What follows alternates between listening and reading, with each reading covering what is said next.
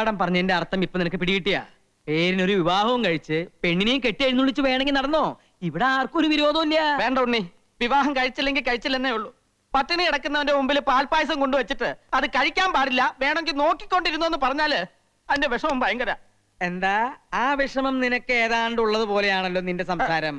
ഞാനൊരു പഴഞ്ചൊല്ലി പറഞ്ഞല്ലേ, ബ്രഹ്മചാരികളായ നമുക്ക് ഇതിന്റെ വിഷമം നന്നായിട്ട് അറിയാമല്ലോ, പ്രത്യേകിച്ചും എനിക്ക്. എന്റെ ആവേശാനന്ദ സ്വാമി ഇതൊക്കെ ആലോചിക്കുമ്പോ എന്റെ നെഞ്ചത്ത് തീ ആളിക്കത്തുക. തീ ആളിക്കത്താൻ നിന്റെ നെഞ്ചിൽ എന്താ പെട്രോൾ ടാങ്കാ കെട്ടി വെച്ചിരിക്കുന്നത്? എടാ, ആണുങ്ങളായ കുറച്ചൊക്കെ മനസ്സിനൊരു സംയമനം വേണം. ഒരു സുന്ദരിയായ പെണ്ണിനെ വിവാഹം കഴിച്ച് ബ്രഹ്മചര്യം തെറ്റിക്കാതെ സംയമനം പാലിച്ച് ഞാൻ വേണമെങ്കിൽ കാണിച്ചു തരാം. അതൊന്നും അമ്മാവനെ കൊണ്ട് സാധിക്കില്ല. ഞാൻ കെട്ടി കാണിച്ചു തരാം. നടക്കില്ല. ആര് പറഞ്ഞു? ഞാൻ നടക്കില്ല. എന്താ രാമ? അല്ല, ഞാൻ ഈ കുട്ടിയോട് പറയായിരുന്നു എന്തിനാ ഇപ്പോഴും ഇങ്ങനെ വിവാഹത്തെ പറ്റി ചിന്തിച്ച് മനസ്സിന്റെ കൺട്രോൾ കളയുന്നെന്ന്. അതല്ലല്ലോ അമ്മാവൻ പറഞ്ഞത്, വേണമെങ്കിൽ കെട്ടി കാണിച്ച് കൺട്രോൾ. അത് തന്നെയാ ഞാൻ പറഞ്ഞത്. പിന്നെ വേറെ എന്തെങ്കിലും പറഞ്ഞൊന്നും എനിക്ക് ഓർമ്മയില്ല. നോക്കിയേ, കാര്യങ്ങളൊക്കെ ഉണ്ണി അറിഞ്ഞല്ലോ. നിന്റെ സങ്കടം കണ്ട് മുത്തശ്ശി മേപ്പാടിനോട് സംസാരിച്ചു. പക്ഷേ ഒരു നിവൃത്തിയില്ല കുട്ടിയെ. മായയെ സ്വന്താക്കാൻ വേണ്ടി എന്ത് ത്യാഗം ചെയ്യാനും ഞാൻ തയ്യാറാ. വിവാഹം കഴിഞ്ഞാലും ഞാൻ ബ്രഹ്മചാരിയായിട്ടിരുന്നാ പോരെ? ബ്രഹ്മചര്യം എന്ന് പറഞ്ഞാ എന്താ അർത്ഥം അറിയോ നിനക്ക്? എല്ലാ അർത്ഥവും എനിക്കറിയാം മുത്തശ്ശി. വേറൊന്നും വേണ്ട. ജീവിതകാലം മുഴുവൻ അവൾ എന്റെ അടുത്ത് ഉണ്ടാവുമല്ലോ, അത് മതി.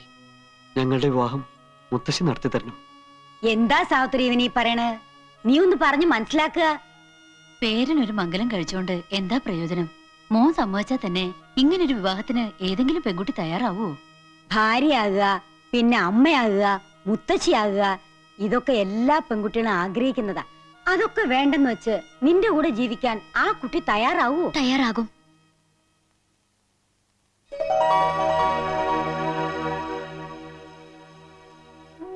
ക്ഷമിക്കണം, ഉണ്ണി ഈ അവസ്ഥയിലെത്താൻ കാരണം ഞാനാ. എല്ലാവർക്കും എന്നോട് ദേഷ്യം ഉണ്ടാവുന്നറിയാം. സാരില്ല, ഉണ്ണിയെ കാണാൻ വേണ്ടി കുറച്ചേരം ഞാൻ പുറത്ത് നിൽക്കണോ? മുത്തശ്ശി പറഞ്ഞതൊക്കെ ഞാൻ കേട്ടു. എല്ലാം അറിഞ്ഞോണ്ട് തന്നെ ഉണ്ണിയോടൊപ്പം ജീവിക്കാൻ ഞാൻ തയ്യാറാ. ഇത് ത്യാഗമൊന്നുമല്ല, സ്നേഹ. മുത്തശ്ശി പറയണതൊക്കെ ഞാൻ അനുസരിക്കാം. തറവാടിന്റെ രക്ഷയ്ക്ക് വേണ്ടി, ഉണ്ണിയുടെ ഭാര്യയാകാൻ വേണ്ടി ജീവിതകാലം മുഴുവൻ ഞാൻ അമ്മയാകാതിരിക്കാം. ബ്രഹ്മചര്യം കാത്തു സൂക്ഷിക്കാം. പക്ഷേ ഞങ്ങളോട് അകന്നു പോകാൻ മാത്രം മുത്തശ്ശി പറയരുത്. ഇനിയും മുത്തശ്ശിക്ക് സമ്മതിച്ചൂടെ? മോളുടെ പേരെന്താ? മായ. മായമോളി പറഞ്ഞതൊക്കെ സത്യമാണോ? സത്യമാണെങ്കിൽ തന്നെ മോളുടെ വീട്ടുകാർ ഇതിന് സമ്മതിക്കോ? എന്റെ ആഗ്രഹത്തിനെതിരായി വീട്ടിലൊന്നും പറയില്ല. നീ ഞങ്ങളെ തോൽപ്പിച്ചു കളഞ്ഞിരിക്കുന്ന കുട്ടിയെ.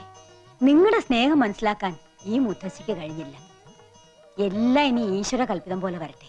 രാമ, ഉടനെ എന്നെ ഈ കുട്ടിയുടെ കാരണവന്മാരെ കണ്ട് സംസാരിച്ച് കാര്യങ്ങൾ തീരുമാനിച്ചോളൂ. നിന്നെ ഇത് തന്നെയാണോ വീടെന്ന് എനിക്ക് ബലമായ സംശയം. ആൽത്തറ കഴിഞ്ഞ് ഇടതുവശത്തെ മൂന്നാമത്തെ വീടെന്നല്ലേ പറഞ്ഞേ? അതെ. ഇതിനു മുമ്പ് നീ വേറെ മൂന്നാമത്തെ വീട് കണ്ടാ? ഇല്ല, അതാ പറഞ്ഞത്, ഇത് തന്നെയാണ് വീടെന്ന് എനിക്ക് ബലമായ വിശ്വാസം ഉണ്ടെന്ന്. ഓ, ഈ പൊട്ടൻ എന്ന് പറയുന്നത് കമ്പ് മുഴയൊന്നല്ല, ഇവൻ തന്നെ. ഇവിടെ ആരുമില്ലേ? ഞങ്ങള് ഉണ്ണിയുടെ വീട്ടിൽ നിന്ന് വരിക. ഞാൻ ഉണ്ണിയുടെ അമ്മാവൻ, ഇയാൾ ഉണ്ണിയുടെ ചേട്ടൻ. നമ്മളാരാണെന്നല്ലേ ഇപ്പൊ പറഞ്ഞത്? അതല്ല, ഇദ്ദേഹം ആരാണെന്ന്. ഞാനോ?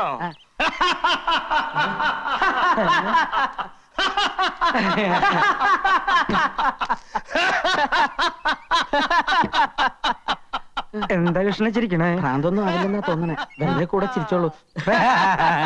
ഞങ്ങൾ ഉണ്ണിയുടെ പെണ്ണിനെ കാണാൻ വന്നതാ. മനസ്സിലായി കുട്ടിയെ, ദേ അവര് വന്നിരിക്കണോ?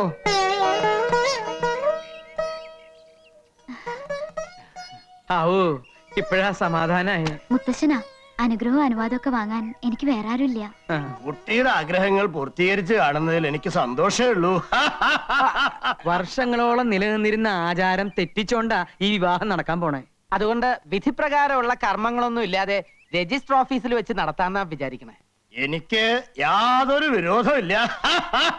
അങ്ങനെയെങ്കില് ഏറ്റവും അടുത്ത ദിവസം തന്നെ ഇവരുടെ വിവാഹം അങ്ങോട്ട് നടത്തിക്കളയാം.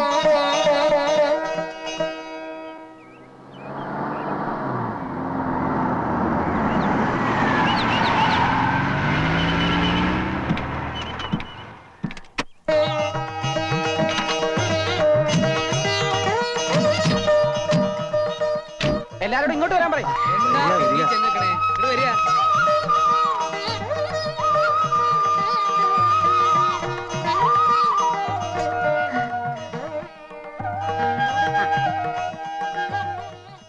ആദ്യം സ്വാമികളുടെ അനുഗ്രഹം വാങ്ങിക്കൊള്ളൂ.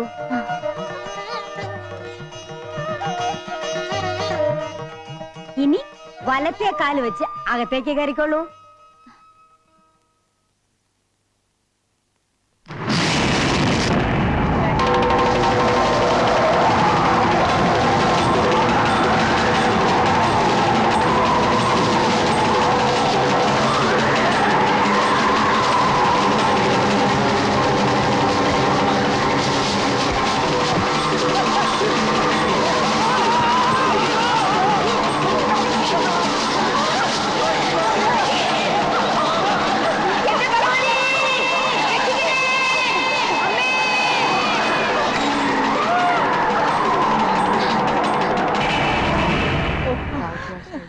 ആചാരങ്ങൾ തെറ്റിച്ചതിന്റെ ശിക്ഷയാണോ? എന്റെ മോള് വിഷമിക്കണ്ട, അകത്തേക്ക് പോയിക്കോളൂ. ഉണ്ണി വാ. അയ്യോ, നീ കാലെടുക്കടാ. അമ്മാവൻ കാലെടുക്ക. എന്റെ മക്കളെ, അമ്മാവൻ കാലെടുത്താലേ എനിക്ക്.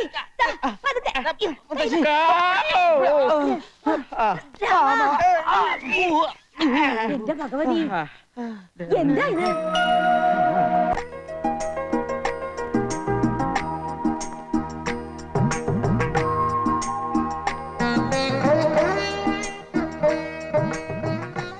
എന്തേ ഇത്ര വലിയ ആലോചന? എല്ലാം എന്റെ ആഗ്രഹം പോലെ നടന്നല്ലോ. ഉണ്ണിപ്പോ എന്റെ സ്വന്തമായില്ലേ? എനിക്ക് വിശ്വസിക്കാനാവണില്ല. വിശ്വസിച്ചോളൂ, ഈ ഉണ്ണി മായക്ക് എന്നും സ്വന്തമായിരിക്കും. ഈ മുഖം, ഈ സ്നേഹം എന്നെ വല്ലാതെ അങ്ങ് കീഴ്പ്പെടുത്തി കളഞ്ഞില്ലേ? ഇനി നമ്മൾ മരണം കൊണ്ടേ അകലുകയുള്ളൂ. അടുത്ത ജന്മത്തിലും ഉണ്ണി എന്റേതായിരിക്കണമെന്ന് എന്റെ പ്രാർത്ഥന. കൈവിട. തൊട്ടുള്ള കളിയൊന്നും വേണ്ട മക്കളെ. നിങ്ങൾ മുത്തശ്ശിക്ക് കൊടുത്ത വാക്കൊന്നും ഇവിടെ ആരും മറന്നിട്ടില്ല. വിവാഹം കഴിഞ്ഞതിന് ശേഷം എല്ലാവരുടെയും കണ്ണു വെട്ടിച്ച് ഇവിടെ എന്തും ആകാമെന്നാണ് നിങ്ങളുടെ വിചാരമെങ്കിൽ ആ പൂതി അങ്ങോട്ട് മനസ്സിൽ വെച്ചാൽ മതി. ഇന്ന് മുതൽ നീ ബ്രഹ്മചര്യം തെറ്റിക്കുന്നുണ്ടോ നോക്കാൻ മുത്തശ്ശി എന്നെ ചുമതലപ്പെടുത്തിയിരിക്കുക. അതുകൊണ്ട് രഹസ്യമായിട്ട് നിങ്ങൾ എന്തെങ്കിലും കുരുത്തക്കേട് കാണിക്കാൻ ഒരുങ്ങിയാല് അപ്പൊ ഞാൻ അതിന് നടുക്കൊന്ന് വീഴും. എന്ന് വെച്ചാ ഒന്നും ഞാൻ സമ്മതിക്കില്ല. കുട്ടി, ഇന്ന് മുതൽ ഈ മുറിയാണ് കുട്ടിയുടെ കിടപ്പറ. പേടിക്കണ്ട, ഉണ്ണി തൊട്ടടുത്ത മുറിയിലുണ്ട്, അതിന്റെ അടുത്ത മുറിയിൽ ഞാനുണ്ട്, അതിന്റെ അപ്പുറത്തെ മുറിയിൽ മുത്തശ്ശിയുണ്ട്. എന്ന് വെച്ചാൽ നേരം വെളുക്കുന്നവരെ ഈ വരാന്തേല് ആളുകളുണ്ട് എന്ന് അർത്ഥം. എന്തിനാ ഉണ്ണി ഇങ്ങനെ വെറുതെ നോക്കി വെള്ളം ഇറക്കണേ?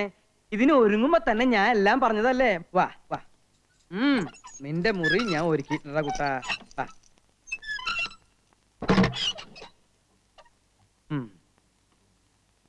ഇന്ന് നിങ്ങളുടെ ആദ്യ രാത്രിയാണല്ലേ? അതെ.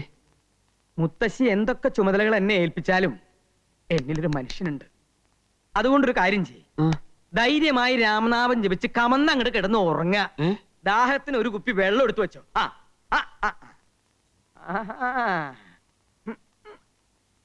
നോക്കണ്ട, നിന്നെപ്പോലുള്ള ചെറുപ്പക്കാര് ചിലപ്പോ ജനലും പൊളിച്ച് അപ്പുറത്ത് കയറിന്ന് വരും. എന്താണാവോ? ഇങ്ങോട്ട് തന്നേ, ഇങ്ങോട്ട് തന്നേ.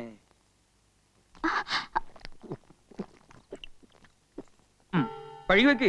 ഇനി കുട്ടി ധൈര്യമായിട്ട് കിടന്നുറങ്ങിക്കോളൂ. Good night. അമ്മാവാ, മിടിച്ചു നിൽക്കാണ്ട് പോയി കിടന്നുറങ്ങണ.